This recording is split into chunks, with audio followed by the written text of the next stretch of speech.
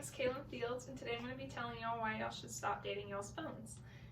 I did some research, and I do believe that dating online and through social media does a lot more harm than it does any good, as most people would think that dating online does a lot more good than it does any harm. In today's presentation, I will be explaining how the issues are apparent to the situation, how those issues can be fixed, and how those issues may affect the future, whether they are fixed or not fixed. So, like I said before, the online dating damages relationships, and most of them begin online anyways. So most of them begin online, they're maintained online, they're built online, and sometimes they even end online. As for online relationships, most of them are actually long distance relationships, which is fine. That's really the only form of dating you can do when you do long distance relationships. But the problem with long distance relationships is that there's a lot of trust issues that come along with it, and they usually don't last long because of the distance.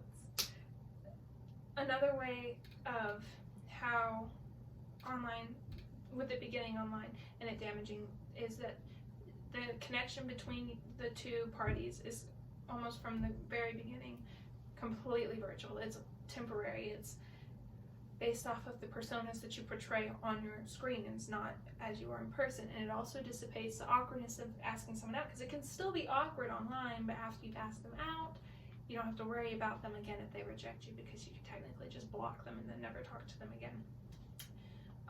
Another issue that comes along with damaging relationships online is how there's little to no personal connection. According to the Dating and Relationships in the Digital Age article off of Pew's Research Center, a lot of people chose to date online. They don't really want to go out and start relationships. They just want to completely base their relationships off of their cellular devices and mobile sources. People can be whoever they want to be as well, which is also another example of how the connection is completely fake or completely virtual. It's not real because they're not giving their real, raw, individual self.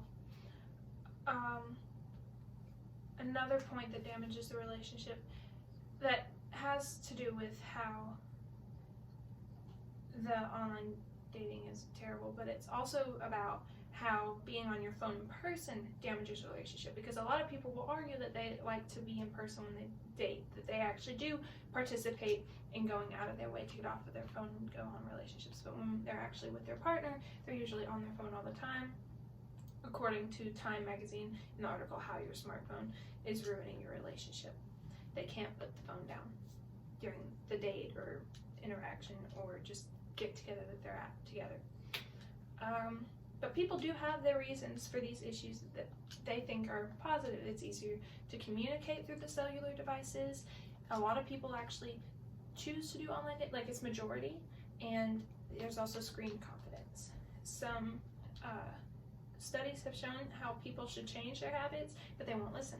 For example, like with the easier communication, of course it's easier to contact someone whenever you want, because you don't have to worry about meeting up and setting up a time and then talking it out there. You can just talk whenever throughout the day. Simulated communication, such as video calls, SMS, Instagram, Snapchat, all of that. That's what majority of people use today, so that's what a lot of people use during their dating lives as well. And then as for the screen confidence, it creates a persona that's not the actual person themselves, but it's just someone that they've created so that they can be more attractable to other people, and basically they're pretending to be whoever they want to be, which is not creating any real connection between anybody. Now, those are all of the issues. Now I'm going to go over all of the ways we can solve those issues. For example, it's not terrible to communicate through devices, but you need to be able to make time to meet up in person as well. You need to balance the two. For example, you need to create attention and time for the person. You need to be able to give your full set of attention to them. You want them to know that you are embedded in learning more about them, and you need to be able to devote your time. You don't need to be like, oh, I've only got 5 minutes for you. Like, you need to be able to fit them in and be like, hey, I got all this time, whatever you want.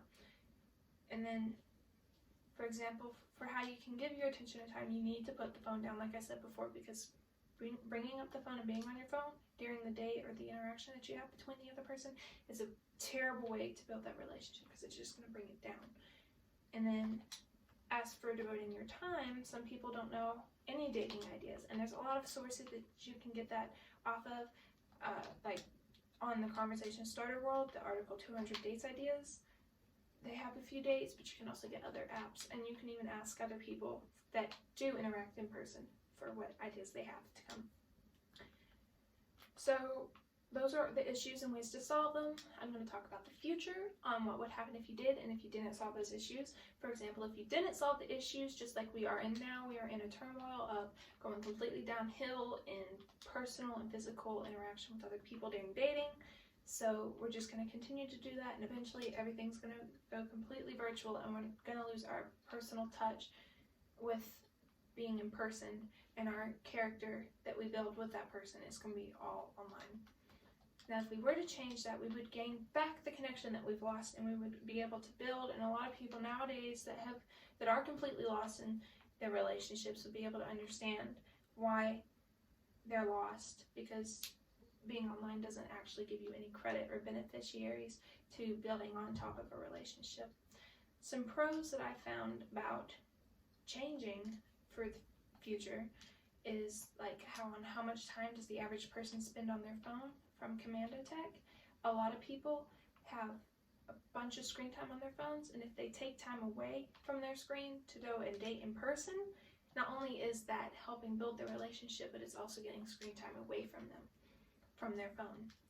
And being able to meet up with their partner in person and getting away from the phone also helps you learn more about your partner. You don't want to ask them questions on end and just learn about them. You want to be able to study them and get to know information that they won't think to tell you, because it's that cliche, look at their nose scrunch or the way their eyebrows move, or maybe they like something and they don't like something, and you get to learn that on your own.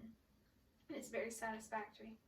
A lot of people will disagree with a bunch of the points that I've made because they want to continue to imagine that online dating is not as bad as a lot of people say, and that I sound like an old person when I say this.